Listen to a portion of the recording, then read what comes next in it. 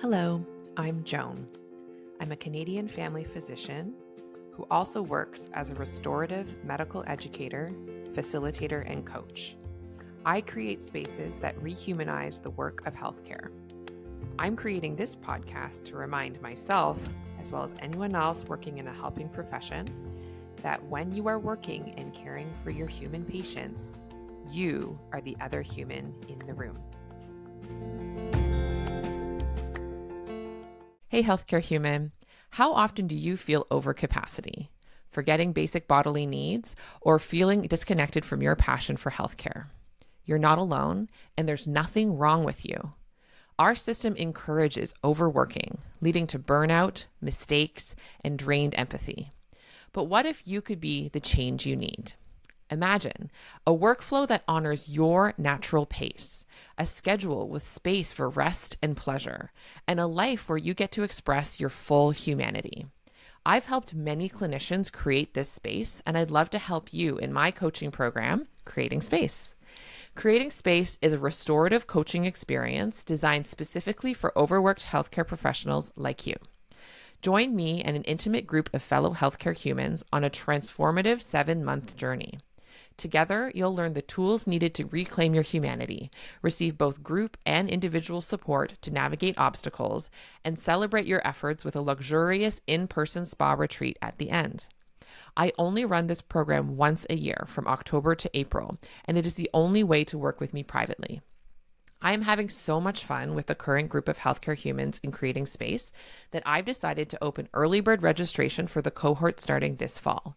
From March 1st to 31st, you can claim your spot in the group and get the added benefit of access to a 12-month payment plan, as well as a bonus one-on-one coaching session with me anytime between now and when the program starts.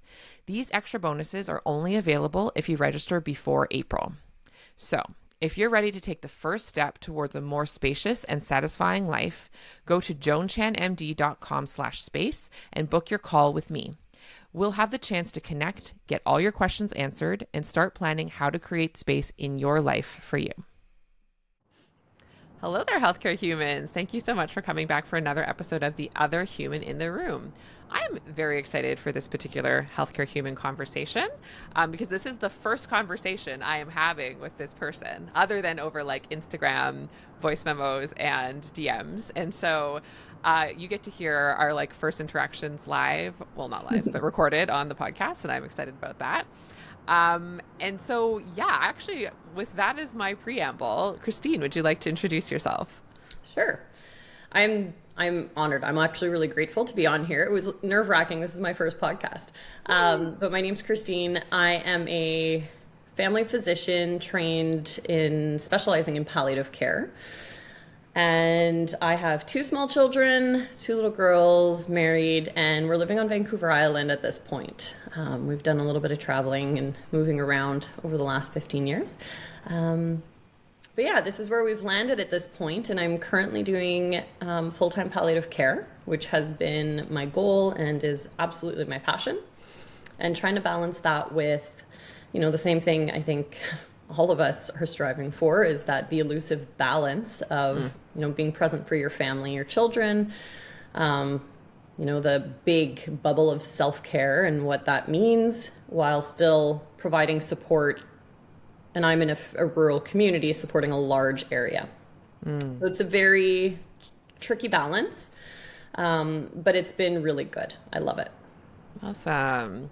Well, maybe starting from the beginning, did you always know you were going to go into healthcare? Like, what was your journey like to actually decide that you wanted to apply for medical school and become a physician?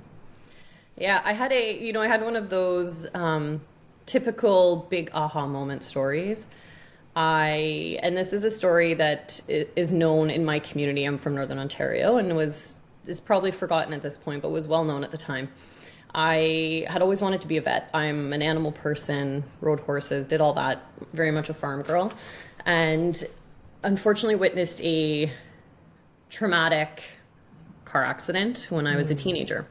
Wow. And there was a fatality, and I provided first aid in my capacity as a 15-year-old to two other injured people, and ended up going in ambulance with one of the patients someone that I knew. And, watching everything unfold for the other person who is severely, severely injured and has been affected for life. Yeah. And sitting there, and when finally the physicians were able to assess my friend, I went, sat in the hallway. And this is in the hospital I later trained in. So it was very full circle for me. Yeah. Oh my gosh. Like, I clearly remember listening to, playing over the speakers was Hotel California. Ah, great. I connect music to everything. And sliding and sitting on the ground underneath the patient whiteboard. Wow. And then later coming back and working in that hospital and in that emerge and being like, wow, that was the moment. I had a paramedic come up to me and say, ask me how old I was and just checking on me. Yeah. And he said, if you ever want to go into healthcare, whatever it is, here is my name. I will write you a letter of recommendation. I cannot believe you're only 15. And right, that's that. I had that ingrained calm, in charge persona even then. And so that changed the direction of my life. And I always kind of laugh when I tell this story. It feels very cliche, but it did. It changed every decision I made after that. And so the focus then from age 15 on was I wanted to go into medicine because it seemed to be the best way to help people the way I felt I wanted to do it. I don't know if that feels cliche. That feels like cinematic to me. Yeah, maybe cinematic is the better word. Love it. I love a story. I'm like, that, wow. And I shouldn't be too, obviously that was, it sounds like it literally could be a traumatic story and had some really terrible elements to it. But just in terms of that kind of aha moment, like, my goodness, talk about life-changing. It was significant, and it came full circle when I went to the Northern Ontario School of Medicine. I was the third year in from when we started. So it was still a baby school. Yeah. And we spent 9 months in a rural community. So I was in Parry Sound for 9 months. And there was an article in the paper about the young woman who survived. Whoa. And what she's been able to do. So it was 10 years later. And I wrote to the editor and we actually connected. So I've spoken with her. It's been a long time now, but this kind of spurs me. Maybe I'll reach out again. And, for me, it was amazing to see that despite the wild injuries that she suffered, she was living a really beautiful, fulfilled life. And she voiced being kind of nice knowing that something amazing for others came out of horrible tragedy. It was so life altering. So that felt, it was nice to be able to show, I know it was awful and I'm doing this now in your name. Yes. Essentially. Yeah. So, it's beautiful. Oh my gosh. It was wild. Wow. Wild. Okay. So then med school bound, right? Gotta go. The course of life change. Med school bound. Yeah. I'm curious for you. What was medical training like? The good and the hard, as you know from my podcast, I often talk about some of the elements of medical training that are more dehumanizing, and those are important to highlight. So, and also, if it was a good experience, that's fine too. You know what I mean? How did you find going through medical training? Was it what you expected? What was surprising about it? I was one of the fortunate people. I got in first try. Mm-hmm. And I loved it. I did love it.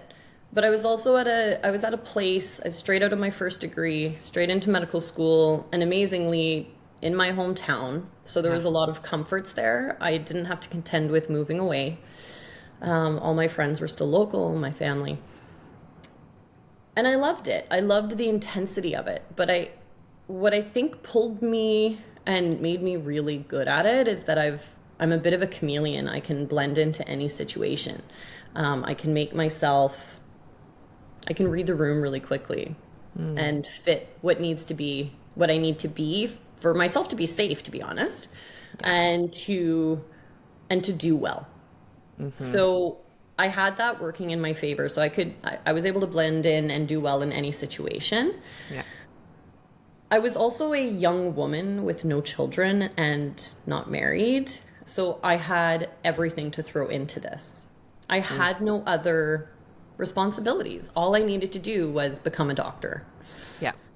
And I do think medical school, I come from a family, like we have a distant cousin who's a physician. You know, my parents don't have college or university. My dad, I don't think, has high school. So just the fact that we went to university was fantastic, right? And that was great. My parents obviously encouraged it. But I was the only one who did this. So there was a lot of push. There was a lot of push, more of just they were so proud. Yeah. Yeah. So it's a lot of pressure. So there was never a question of not succeeding or not doing it. And I was just able to throw myself into it. So I really, really enjoyed it. Yeah. And it wasn't until I was finished residency that I started to look back and be like, this is a little weird. I kind of feel like I am the self-selected population who is going to do well in medical school. Because I want to do well and I'm keen and I have no other responsibilities and I'm the personality that wants to please. I'm such a people pleaser. So you want me there at 4 a.m. to round on patients? I'm going to be there at 3:30. Yeah. And I'm going to be all done with good notes.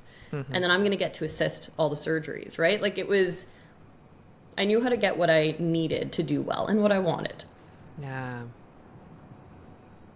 And it wasn't until later that I was like, ooh, this is great in some sense, but there's some shit. There's part of me. There's some stuff you got to work on. Oh, yeah. You can say shit. It's fine. We curse on here. Okay. If it's more accurately to describe, we must be telling the truth on this. Perfect.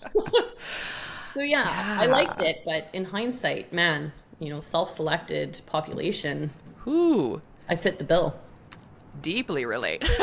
Deeply relate, right? So in one sense, it's like, finally, like I've been waiting for this moment. This is, all the tests and whatever. Now I can really can I really thrive all the way in like all the directions that feel meaningful for me?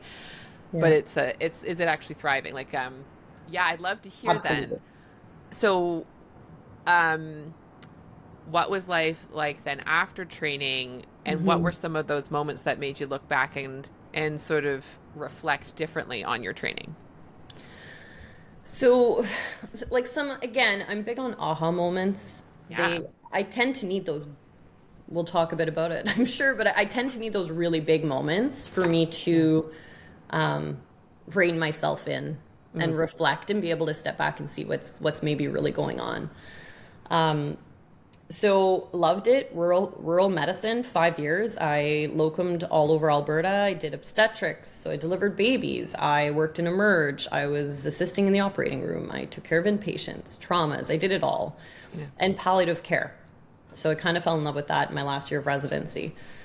And so, I loved it. I was all over the place. I was engaged, but no kids. So I could leave and come back for 2 days and take off for another week.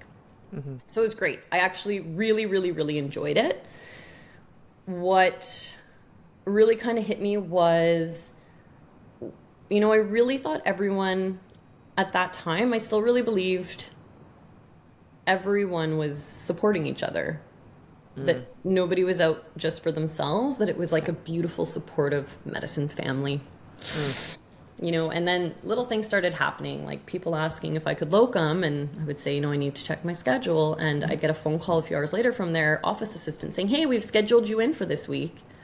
Oh. No, I never committed to that. I'm actually already booked. And then people having meltdowns about it and then refusing to speak to me. And, it was like this very slow wake-up call of, okay, not everybody is looking out for me or interested in my best interest.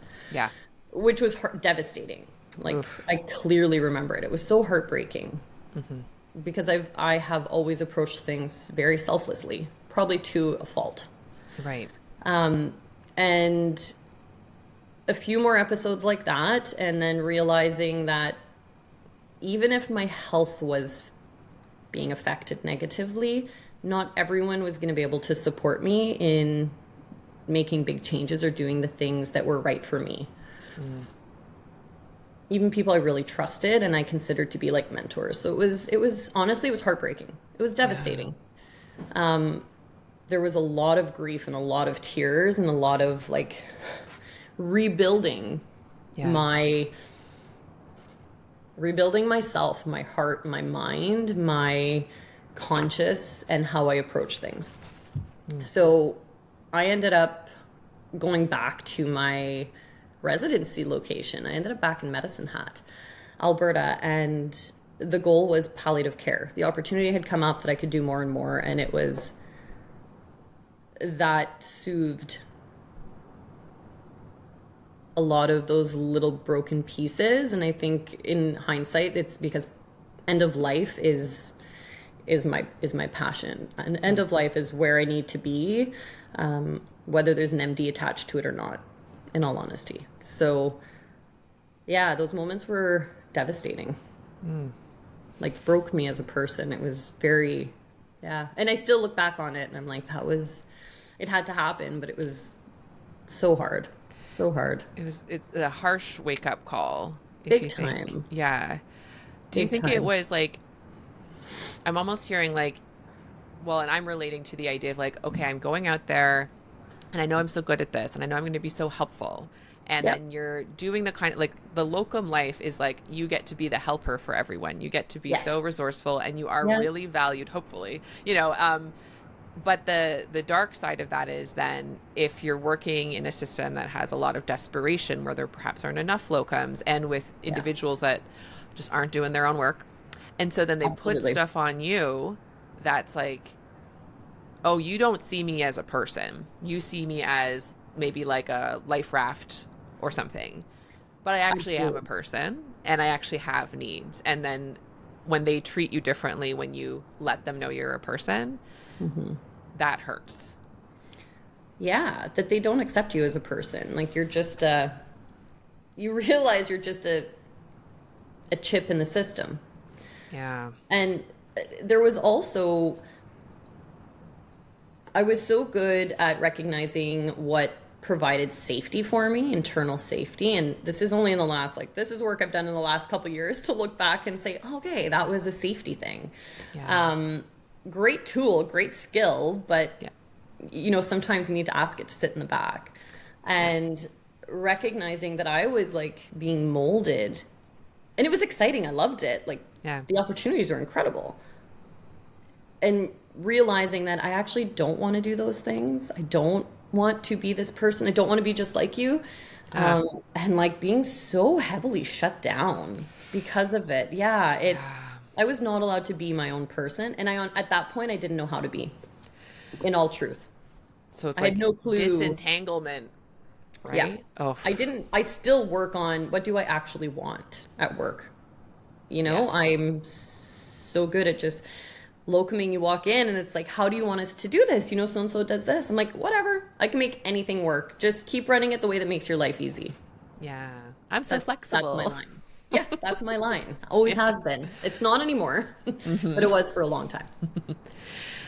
So it sounds like then finding an opportunity to sort of focus in on your passion of end of life and palliative care. That sounds like it was his own, whether it was an aha moment, but like a moment of that there was something in you that recognized this is a yes versus a no. That's a very important step to like knowing what you want. Right? Yeah. Absolutely. And I think there's so much fear, and especially in medicine, we're used to being in control. That gives us, again, that safety piece. We're used to being in control, knowing the outcomes, or having a good idea of the outcome. And the unknown of leaving where I was, it was significant. It was a big deal. We sold a house, moved out of town kind of thing. Yeah. The fear was so visceral. But when I could quiet myself, all I kept coming back to was I would think about palliative care and the things I've done, and it was like a fire. Wow. And then a very calm, my intuitive hit is it's not super excitement. For me, that feels like fear. I associate it with fear, whereas when I know something is right, it's like a beautiful ocean wave, calm, settling deep in me. And that's often how I know, okay, this is actually the right thing. Yeah. And I felt that 100% with palliative. Wow. It was and I don't even want to say palliative care. I say end of life care because grief falls into that. There's so much more to it. Yeah. So it was a hard move. It was scary, but it was 100% the right thing. Yeah. So cool. So then from there, it sounds like there probably is at least one more aha moment to come. I'm sure you have had plenty, but I know you connected and reached out to me because of something that's been more recent in your life, which is exploring, like you say, this intuition and what that means. So is there another aha moment in the middle, or like, take me through? Yeah, there was. So, we moved to another community in southern Alberta, and I start doing more palliative care. I'm loving it, building a beautiful community. 2 children arrive in that time, and I'm still dabbling in multiple things. Like I was doing probably 36 to 40 weeks on call a year. Oh my. 7 days a week, 24 hours a day. Oh my. It was mostly sleeping. It didn't get a lot of wake ups. It was palliative care. I would do hospitalist. I was on the sexual assault team. Okay. A little bit of family medicine locum. So pre-kids worked great. Even after kid number 1, it wasn't bad. It was still doable because we were close to the hospital. Didn't get called much at night. And then baby number 2 came, and April 2nd, her birthday's coming up, and she'll be 5. So she is a COVID baby. Yeah. And there was so much guilt about being unable to go to work in the last few weeks of my pregnancy because of the unknowns. Yeah. And in hindsight, it was a great thing because we were all just together for my maternity leave. It was actually really, really nice. Mm-hmm. No help, which sucked. But we were together as a little family. It was fine. It was good. Yeah. And visited, dear friends of ours had moved to Vancouver Island and decided we'd go visit. So we did, and instantly, my husband is Irish. So, Alberta winters, we lived there for 10 years, was not his thing. The guy still doesn't own snow pants. Ow. He doesn't own snow boots. So, wait, and he has shows? 10 years in Alberta without purchasing those things. And we were outgrowing our home and knew we probably weren't going to stay there much longer. So visited our friends. They introduced me to a local palliative physician who was hoping to retire in a few years. Long story short, we're here beginning of August. I come back 3 weeks later, buy a house, sign for a family practice, and we moved in November. So that it sounds crazy impulsive, but I knew right at that moment, and we had other options. Move closer to home, closer to my family, move to Ireland. And I remember the turmoil of debating all of these options. Yeah. And I had that calmness when I thought about moving here. And that was what really pushed me to say that's what I think we should do. Yeah. And in hindsight, recognizing they were all good options. Yes. None of them were wrong. They felt like something was wrong at the time. And in hindsight, none of them were wrong. It would have just been a different path that would have led me to end of life care, into my passion and my calling, and would have been fine for the family. It would have been good.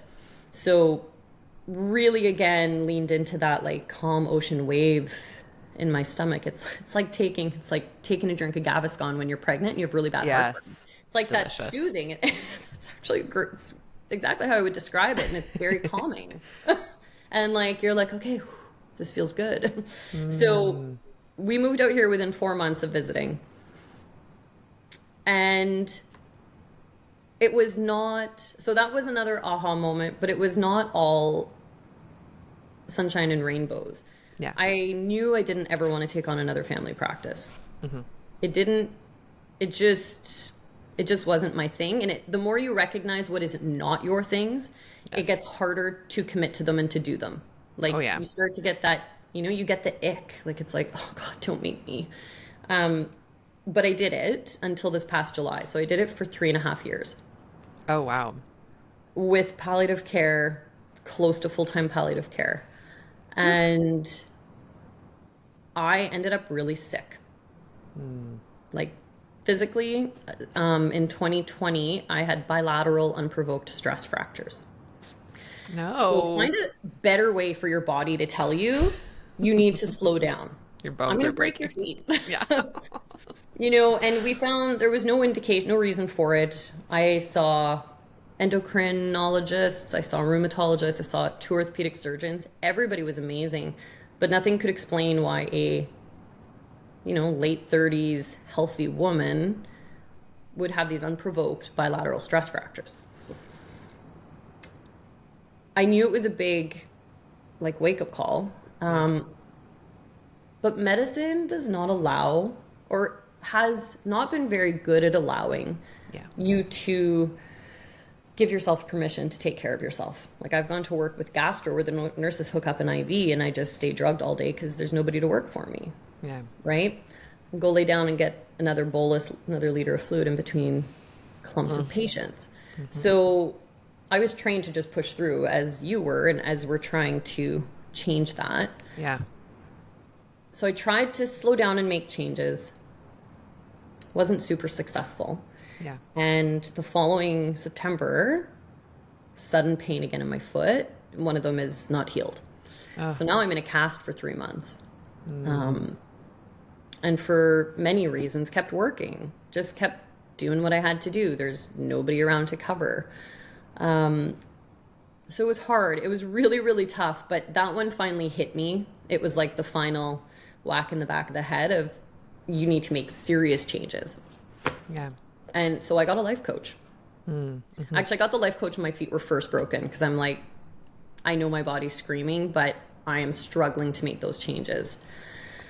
I need tools. So I did that, got a great therapist. Everybody should have a good therapist. Agree. And stay in touch with them. Don't drop them for a year. Regularly see them. And started working on some somatic exercises and other ways to support my system. Self-care doesn't have to be going to a spa. I know we hear that all the time, but for me, it was actually working on myself and recognizing why I do things I do and finding tools to support myself. So I'm in a cast for 3 months, and what came of that took a year to initiate, but I gave up my family practice this past summer. My palliative colleague has retired. She's going to do some locum work this summer. And my contract for palliative went from a 0.39 to full time, because that's what we were running, because it's so busy. Boom. I've worked 10 years for this. This is my dream. Full-time palliative care. Yeah. I've got my babies at home. I live in a beautiful place. I have amazing neighbors and supports. No family around, but we have neighbors who are we have people here who are now family for life. It's exactly what I've always dreamed of. I've 10 years working for it. So that started in September. And November 1st, 2024, my husband had to call an ambulance because I was in a full body Charlie horse. Oh my. And as I laid in my bed with my 4-year-old sitting beside me, that I'm saying, go next door to Grandma Janice. And I can barely speak as I'm stuck. Oh, This. dear. It was so painful. And as I could feel the spasms moving up my abdomen, all I could think was, I have Guillain-Barré syndrome and I'm going to die. And I get chills saying those words because I've got a little trauma to process regarding that. And It wasn't that long months ago, Kristine. Yeah, no Right? kidding. Yeah. So I ended up hospitalized for 4 days. We have no diagnosis. We don't know what happened. But I've had multiple people who were there that day come to me over the course of a few months and say, they're like, I thought you were going to die. It looked so bad. I thought you were dying.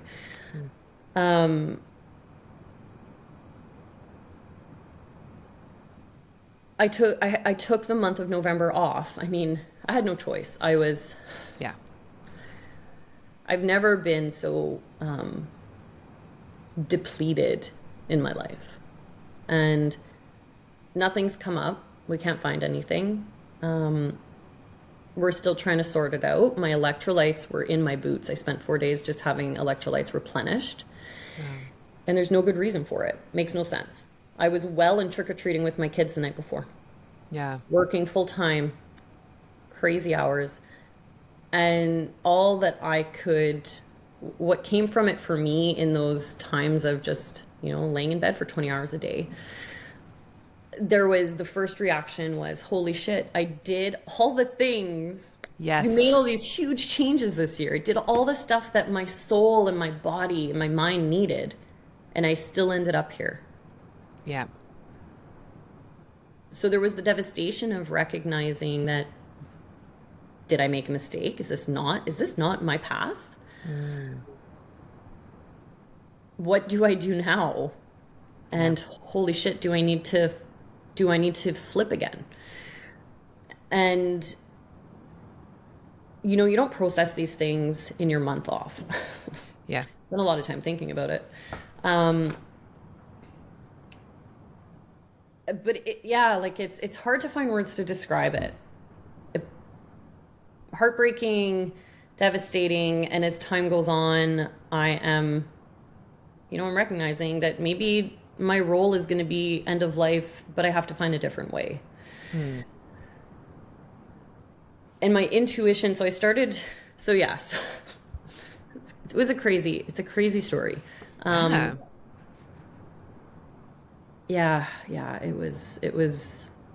was brutal. It was scary for my kids, terrifying for my husband. Of course. Scary for me because I really resigned myself. I was like, I'm going to die. If they can't intubate me soon, I could feel it spasm. It was so scary and so painful. Wow. Yeah. So I was interestingly doing an intuitive coaching container at the time.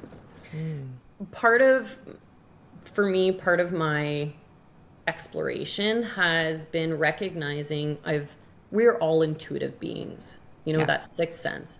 We're born that way. You see kids don't have to hem and haw about things. They just decide. They go with what their body says, not what their mind says, not what the ego says. They don't have the ego yet. They develop it because we condition it. And what I started to recognize in the last few years of self-discovery was I've always been a very intuitive person, and I've always just jumped at those intuitive pings, those hits. I'm like, yes, let's do it. And medicine was one of the things that made that unsafe, is probably the best way to put it. And there were a few relationships, both family and partners, that also made me feel that I couldn't trust that intuition. I was made unsafe if I trusted it.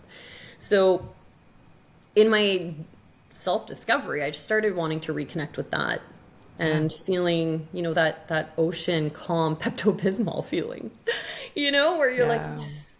As I wear a bright pink shirt, because it is Pink Shirt Day. It's perfect. Yeah. Like my little soie gentil. Oh, lovely. So in that time, I just realized how much of what I do in medicine, there's a huge piece of intuition for me. Yeah. I always called it my spidey sense, and realizing it was so much more than that. But medicine, my training made me think, no, it's just experience. I know how to do these things. So, I've seen it, I've done it, so I know what it is. Yeah. And the last few years I recognized there's more to it. This is not just experience. I can walk into a room to meet someone who has a terminal illness, and I can often tell within a few minutes, definitely by the end of the the hour or however much time I spend with them, I can give the family a heads up of how their death is going to look. Wow. Is it going to be heavily medicated? Am I going to be very involved? Or is this going to be really peaceful and follow the beautiful end of life journey, as it's written in the books? And I'm rarely wrong if I listen to that first feeling and that gut. Yeah. That's not just experience. Right. It's a different, there's something else to it. So just trying to channel and harness that. So I started this intuitive coaching container in September with a woman named Courtney, and we had the most beautiful group of women. And a lot of them are using it so that they can do some coaching and how to use their intuition to blend it. My goal was never to necessarily start a coaching program, but I wanted to learn ways to harness my intuition more in my practice, but even more at home. Yeah. in my Like in home your life actual and life, for right? myself. Yeah. And so, dark night of the soul, in the middle of this intuition coaching container, I am completely energetically depleted, mentally, physically, spiritually, emotionally. Like I was like a shell. Felt like I spent the month dissociated. Wow. I lost November. I truly wrote. I'm still writing October 2024 sometimes if I don't catch myself. So it happened all as it was meant to, but it is spurring some big changes. And in the past, I would have just ignored that and moved on. And I make the choice not to. I'm trying to connect in and listen to myself a little bit more and listen to my guides and those that I can't see but are here that support me. And so Wow. it's really intense. And a few of my friends are like, you're my woo woo friend. And initially I was like, oh, I am Yeah. that person. And I love it now. I'm like, I am. You're like, that's right. That's who I am. I bring tarot cards to work and I'm like, who wants to look at their cards today? And we'll do tarot cards. Cool. Any of that practice to strengthen your intuition. And it's not that they tell you something magical, but it may connect you to something going on in your life and allow you to think about it and process it. Yeah. And to me, that's a great gift. Oh my gosh. So yeah, I'm the woo woo doctor. Woo woo doctor. I mean, you're so not alone. I mean, even on this podcast, we've had folks that Yeah. are interested in different forms of, spirituality of different kinds. And Yeah. yeah, I think the way I relate to it is like, even just for myself personally in the past few years, like really honing in on that inner sense of knowing. And for me, the context that feels the best for me to describe it right now is like that my body is telling me to do things. So I love that, like you were just describing the somatic experience of like, this is a Yeah. yes, this feels like a no. That I deeply relate to that. It has Yeah. been such a like portal for me in terms of understanding myself and also just like trying to give language to the thing that's happening in the room with you and the patient. Absolutely. How do you know when to kind of take a hard line or when to be soft or like for me it often comes through in terms of how to like facilitate the relational connection with patients, probably in part, Yeah. I'm doing longitudinal family medicine and there's something really interesting happening between not just me and this person but like my body and their body and how Absolutely. there's something happening. And so I Yeah. just love hearing all the different ways that people describe it. To me, like it must be like just the agnostic polytheist in me, or just like call it Yeah. whatever you want. We're all like describing probably the same thing but seeing it through different lenses, and I think Agree. that's awesome. Like I think that's so cool. Yeah, so I love hearing other physicians who are comfortable talking about that in a lens that makes sense to them too. Yeah, absolutely. And I think that I agree with you. We are all talking about the same thing. Yeah. And to me, that shows that it's real. Yes. Like you could question this, and I question it. Right. Like there are times when I'm like, it's a little much. Is that real? Like, probably not this time. I Am I must be making imagining this it this up? time. What is that? And I'll question it. Yeah. And I think that's healthy. I think that's good. Yes. Um, Yes. the key is recognizing that something has occurred or you felt something, right? Like, I know if I see yeah, I've got some weird stuff. A I year want to ago, hear. we would have never even talked about this. Uh-huh. But I totally agree, right? There is that energetic with the patient, and being able to connect to their energy, recognize it, that it's not your own, but to sometimes, we talk about reflecting. If the patient is sitting like this, like a lot of times I catch myself doing this Yeah. unconsciously. But I think we can also reflect their energy, but I also, we can shift their energy. A patient comes in super amped up. I will honestly ground before I go in there, and I will cord connect. I do a cord connection meditation where I take some slow deep breaths with my eyes closed and I visualize a warm light coming down through my head and into my body and then deep into the earth to anchor me, Ugh. to hold me Yes. solid within my energy. And then I will visualize like a halo of that around myself. Yeah. And I will, as I'm speaking to them, feel their energy come, and I can block it. Yeah. And I will try to lend some of my energy their way. And it does help. I mean, I do it with my kids all the time, and it works. Oh, I'm stealing that one immediately, especially for my kids, actually. Yeah, like when I Great. see when, be the calm in their storm. Yeah. And I can do that, but I have to be grounded. I need to be really stable. Yep. And that's not all the time. No. Not all the time. And then Yeah. I cord disconnect after those interactions because some of that energy comes to me. So I will visualize cutting that cord that went out in front of me. And I keep what is mine. I release what is not. I'm going to cut this cord and I'm going to draw back into me. And I go Yes. through it in my head. It's not a big display, but it makes a huge difference. It Yes. has had a huge effect on my interactions and the energy and what I bring back to my family at the end of the day. So Huge. so it's been huge. It's amazing. Wow. I'm curious, like maybe it'll feel too fresh, so just only speak to what you want to. So you've had this big painful disruption to your life somewhat Yeah. recently, right? And it Yeah. sounds like you might still be even pulling through the pieces of what you want to make it mean, what you think it means, what it, all those things. Yeah. And now you're looking around life as a palliative care physician full time. Yeah.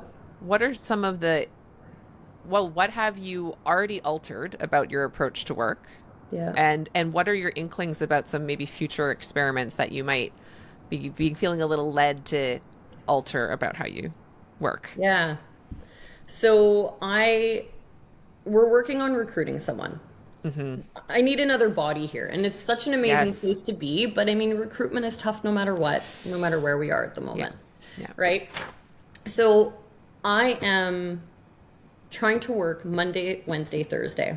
Love that. And what I was doing was I was working Monday to Friday, meeting my 6-year-old off the bus, making dinner, doing her homework, and then trying to finish my day after everybody was in bed. So I was never completing things Yeah. that needed completing from anywhere, work, family, any of it. So some of the things I've done is I am not working Tuesdays and Fridays. I say that very confidently. Yesterday is the first day I didn't go into work on a Tuesday. And so it's official. It happened. Congratulations. Yeah, it took 2 months, but I'm really working on those boundaries. Ugh, good for you. I consider Pilates my sacred time. I have an incredible teacher, and it is an incredibly deep meditation for me. If I have to miss a Pilates class because of work, something's up. It's bad news, and I need to take a step back. So for me, that's a huge flag. Yes. And that happened the day before I got sick. I showed up at her studio sobbing. I can't stay, can't do my class. Shit's falling apart. I need to go. And I knew as I was Something leaving, I was like, this is bad news. This is bad news. So having those red flags, like having those things that I'm like, this is a big flag. That's something I need to reassess boundaries. I need to reassess things. So sticking to 3 days a week, saying no to more things. And unless I feel it where I'm like, oh, I love this. Yes. We always say, unless it lights you up. Yeah. I don't know if you've ever looked at human design. I did it. I forget what I am now, but someone put it into the thing for me. It's very interesting. So Interesting. I'm a manifesting generator. Okay, cool. Learning about my human design has been a huge aha moment of like, this is how I tick. Oh, And cool. I found it useful for my kids. Like, it's helped me figure out how my kids tick. Wow. And the way that I respond is a hell yes, but I need to wait and reflect on it. So don't make a decision instantly. Yes. I'm And that kind too. It's like emotional thing. Yeah. Yes. Sorry, but I'm Yeah, very much no, the same. totally. This is like my guidebook of my human design. Ooh, And cool. I will go back to it and be like, okay, wait, hold on. what should I look at? Yeah. And it's been incredibly helpful. Like it helps me, like I know now if it's a hell yes, I'll make a note of it and I'll sleep on it and I'll meditate on it and come back to it a couple days later. If it's still Nice. a hell yes, sweet. We're doing it. Mm-hmm. 3/4 of the time, it is not. I'm like, this is a hell yes because they were so pumped. I felt their energy and I was like, yeah. Yeah. And then I realized, oh, but it actually is just their energy. That wasn't me.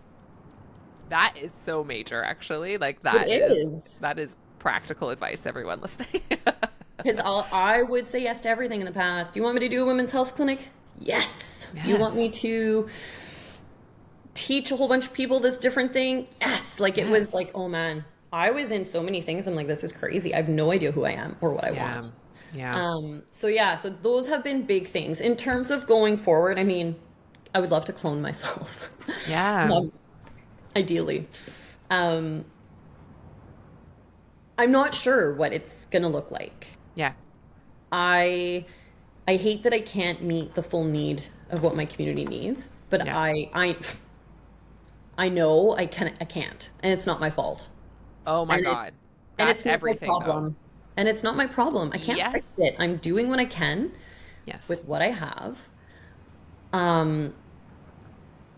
And the other thing that's really helped, I try to visualize my perfect day.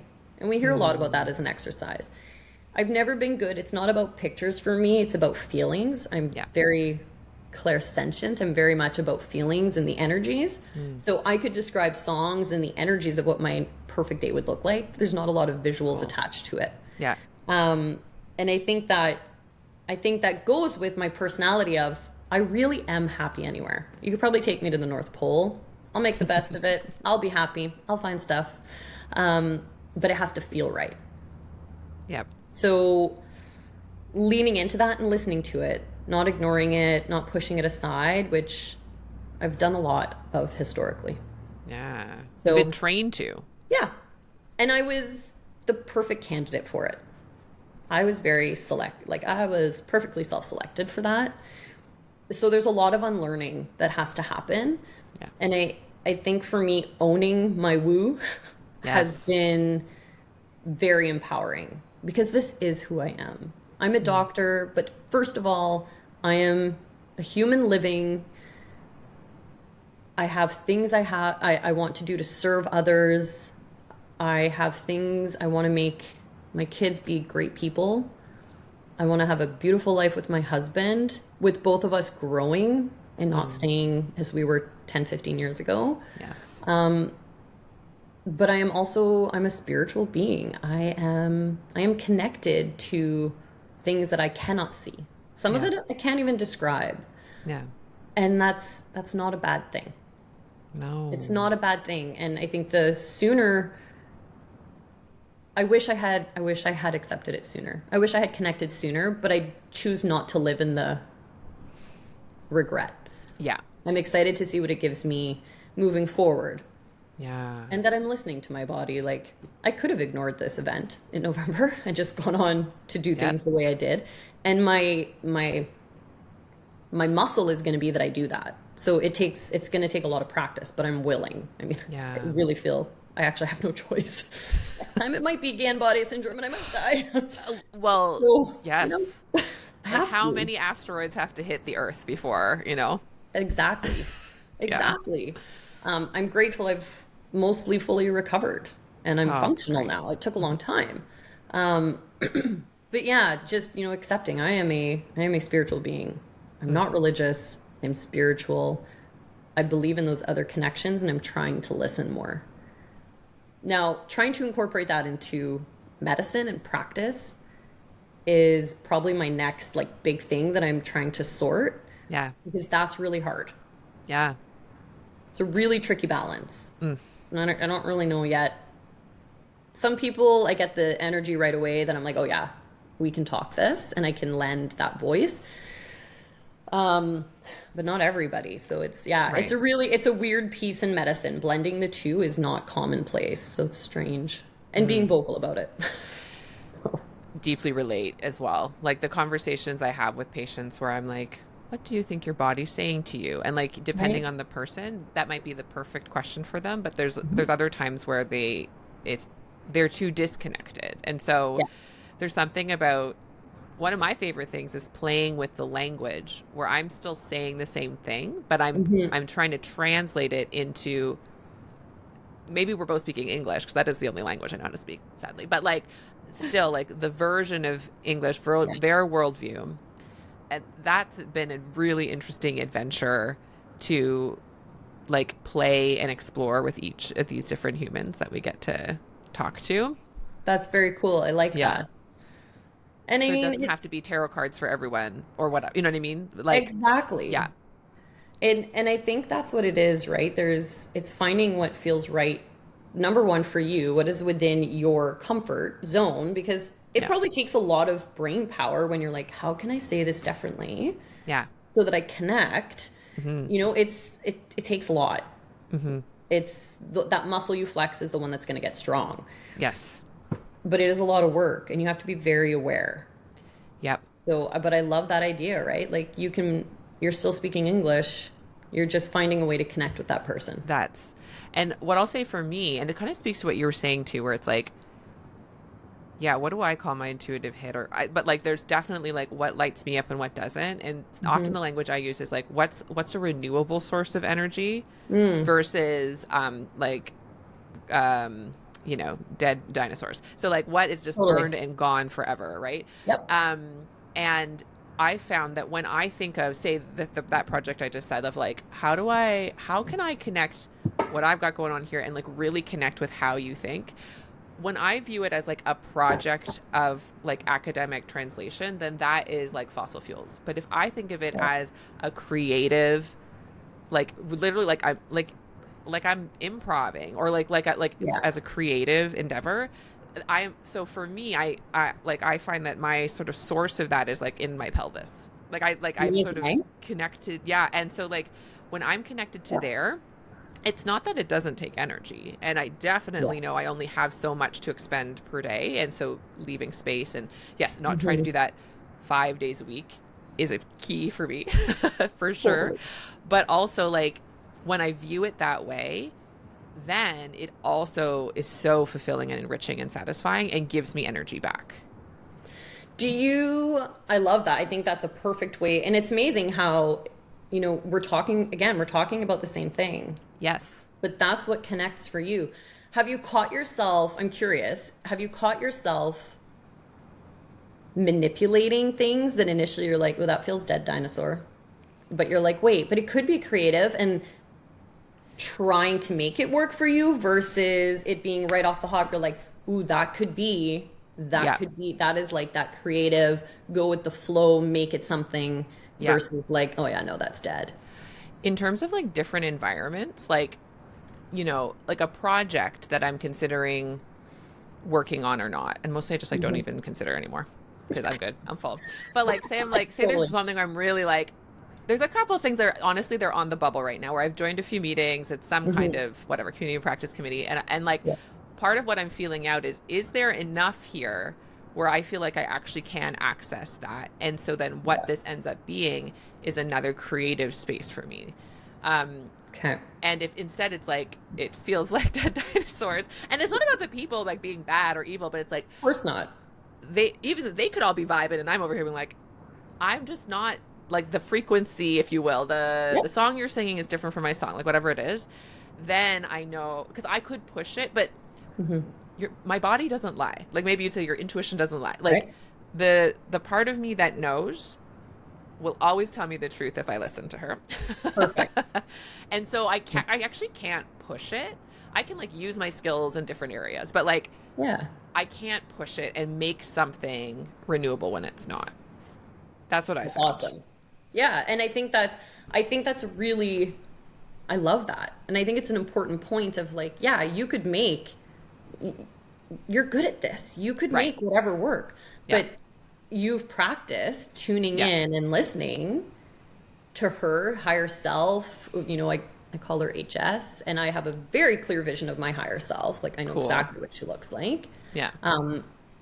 And being able to tune into that and have the the confidence. I think it's confidence to Yes. listen to it and follow it. Yes. And there's a trust. There's a trust in the Trust. universe to be able to do that, because Yep.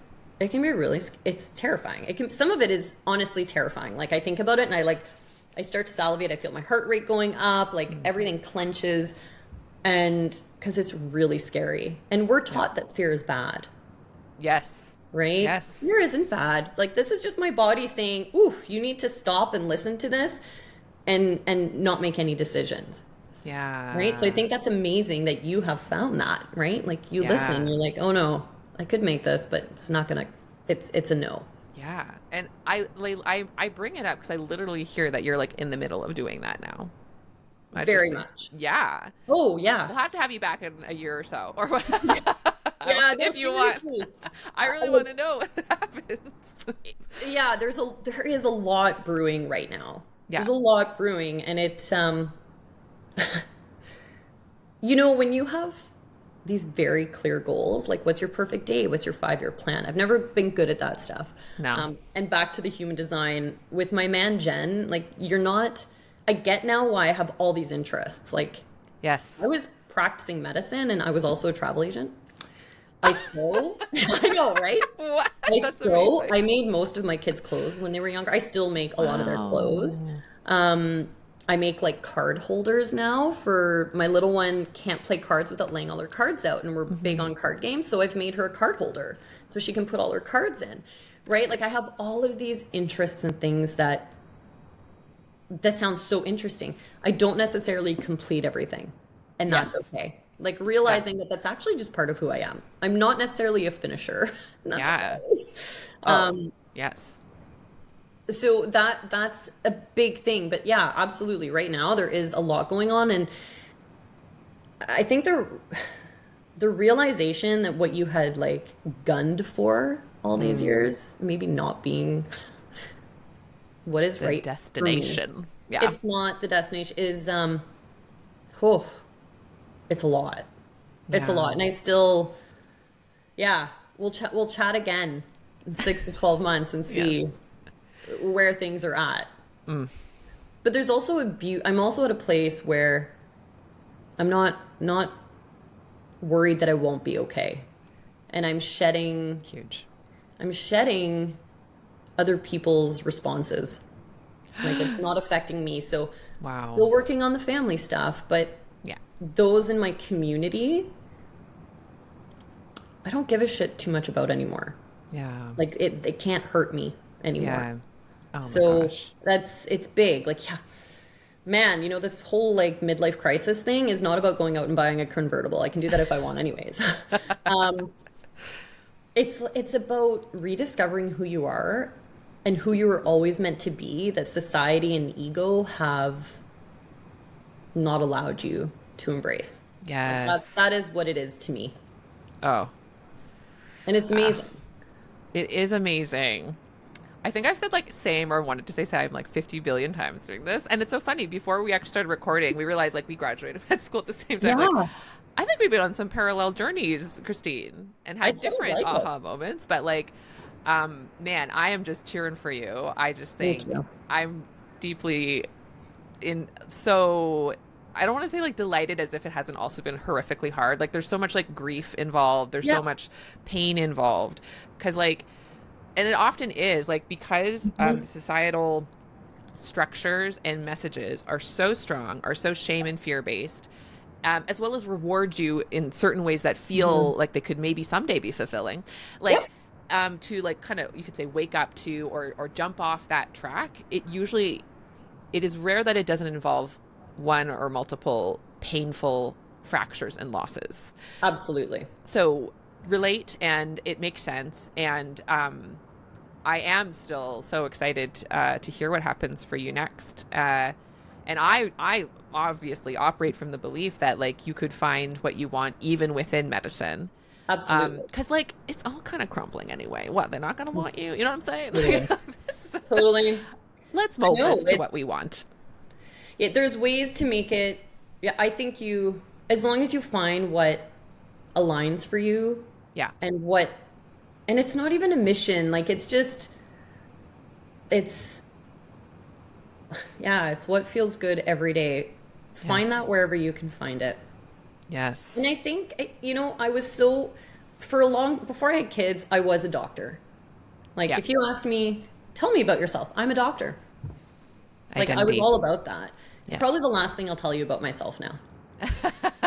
Same. And it wasn't on purpose. It No. just, I've discovered how much more I am, right? Like, it's not, the MD was just something I decided to do and has amazingly brought me to where I'm meant to be, Yeah. right? In Yeah. that end of life role and support, which is to me is such a beautiful thing. Um, so I'm grateful to it. Yeah. But I am not my MD anymore. And it feels great. It feels really good. Congratulations. Thank you. Such an important point. And you said you're the same. It's like it's Oh part of me, yeah. but it's so yeah, it's Totally. awesome. Like it was one of those things, like there was probably a while where like I was scared to tell people because I was scared they would have to set boundaries around them, Yep. ask me to look at their rash and like or their judgments of me. So Yeah. I hid it for that reason. And then there was a time where I was sort of like, I am a doctor. So then I was sort of like, hey, like I was like, I'm out as a doctor and I'll just set boundaries. But now it just like, hi, I'm a human, and one of the things I do is, and I am in love with and proud of what I do there, but it isn't the only way I want to operate in the world. So not even the only way I create in the world or help people in the world. And Yeah. that's beautiful too. You I know? think that's incredibly beautiful. And I think it's really powerful for people to hear that you can do that. Yeah. Right? Because they did the same. It was like, oh God, somebody's gonna stop me in the grocery store and like drop their pants and show me something. Yes. Or a friend's gonna reach out on Facebook, right? Yeah. So building those boundaries and traveling that journey is such an interesting time, I think, as a physician. But people probably have that in many professions. So much so. And Yeah. it's not that having my MD is bad. I love it. No. But it's just not. I am more than that. Yeah. I am more than an MD. I'm That's gonna put good. that on my next T-shirt. Yeah. I am more than MD. That's so good. I love that actually. Yeah. Okay, I could clearly talk to you for like 50 more hours, but we're Same. rounding out on our hour. You've given so much. Like, thank you so much for just telling your story. I think it's so powerful to hear someone else's journey and listen for what you relate to, listen for where you differ, and then that just like allows people to reflect back on themselves. So Yeah. thank you for sharing so much of yourself in that way. And already gave so many like really beautiful, practical, like that reflection, that like meditation you do. Yeah. Like I am literally going to use it. I think I've had versions of it, but I love the like the visualization you said. I'm like absolutely going to practice that, and I invite others That's listening to do awesome. the same. Yeah. And I think knowing that this may not resonate for you. There's Right. other ways, right? Take your Yeah. shoes off, go stand in the grass. I mean, even if Yeah. it's concrete, just put your feet solid on the ground and breathe into it, right? Just feel it. There's energy there. And knowing that there's other ways, if that doesn't resonate, you'll find something that does resonate. It's there, Yeah. it's out there. It's out there for sure. I guess then, because like the last question I usually ask is like thinking of those that are listening that are somewhere on their journey. I think if people listen to my podcast, they've probably had at least one aha or slash oh no moment of like, Yeah. I think I'm not going to be able to simply be a cog in this machine. Yeah. I want to feel more human, because that's kind of the whole point of the podcast. Yeah. So what sort of advice or words of wisdom or encouragement do you have for those listening? Oof, man. Don't do as I did used to be like my main line. Don't do what I do. Don't push through. And I'm at a place now where I would probably say what you are doing is exactly what you are meant to be doing right now. You're not wrong. Yeah. I'm not right. If you want more and you feel pulled that something isn't working for you, practice meditating. And I used to hate meditating. I was like, this is stupid. Right? Like I was like, if I'm going to sit here quietly, I'm going to sleep. Right? Same with yoga. I slept through Shavasana every time. But just knowing that where you are at is not wrong. Starting this journey at 20, 50, 60, 70, this discovery Yeah. It doesn't matter when it starts, but if it feels right and you feel that where you're at isn't sitting well and you're not enjoying, Yeah. things don't light you up, it is never too late to start asking questions. Yeah. You may lose people, friendships, relationships, workplaces. Just know that they were never meant for you. If it's gone, it's because it wasn't meant for you. And it's okay. And it's going to be really hard. There is going to be fear and shame and feelings of being unsafe. But there are ways to find that within yourself so that you don't need to find it externally. And it is possible. I feel very much that I am a testament that it is possible to do this. And you'll find your people. Reach out. Look for people. Just because it hasn't been done doesn't mean it can't be done. Yeah. Maybe you're the first person who's going to do this. Oh my God. That was so beautiful. Thank you so much. That is definitely going to help someone. I was just like drinking it. And I'm like, yes. I hope so, because I truly felt like I had no choice in the matter for a long time. Yeah. Agency. It's huge, man. We talk about it for our patients, but we don't allow it for ourselves. Yeah. And it's very sad. It's so sad. Oh my gosh. Well, thank you so much. I look forward to the update later. No obligation. No doubt we're going to be in touch. I never ever obligation, but if the intuitive hit comes, I'm like, now it's time. I'm here to update my journey. Awesome. I will be or even just privately if you just want to let me know. Sounds good. Perfect. I'd say it'll happen. Yes. I guess, so do you have like a public facing presence you want to point people to, or it's okay if you don't? I don't know that I don't at the moment. Yeah. I've been toying with it, but I've also been toying with like shutting down my social presence for a little bit. Yeah. So I think it will happen at some point, and it's again, right? I'm into so many things that it's like, what do I do? So at the moment, no. Probably at some point I could see that changing. Next time you're on. Yeah, like it might be different, right? Yeah. But definitely, like, if there's anyone who reaches out to you and wants to connect, please just let me know. Yes. Because sometimes having that person who's been there, done that, as you know, like it can just be very reassuring and empowering. So, especially if you practice palliative care in Canada and would like to live on Vancouver Island. It's beautiful. I had 2 weeks of snow. I never shovel anymore, but we got to go tobogganing and do all the fun stuff, and it only ever got to -12. Great. That's great. That is great. So it's still a real winter, Yeah. We get it for like a week and a half. Yeah, but no snow pants needed to be purchased. No. By your Irish husband. My husband still does not. He wears his work pants. He's a stonemason, so oh my he wears like thick pants. Is quite funny. Yes. It's a running joke with our friends here. They're like, oh God. That's so great. But it is a beautiful place, even for people to come visit. It is there's something magical about Port Alberni and Vancouver Island in general. Oh, lovely. All right. Well, with that, everyone listening, I hope you got as much out of that conversation as I did and enjoyed it as much as I did. And thanks for listening as always. And we'll talk to you next week. Bye.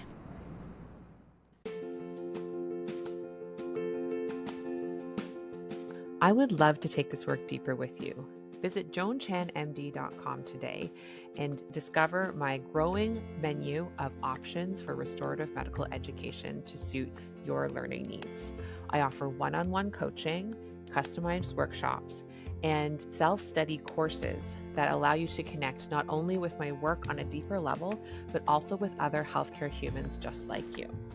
So if you want to start humanizing your work in healthcare to a deeper level and do it in community with others, please visit joanchanmd.com and find those options and what fits you and your life today.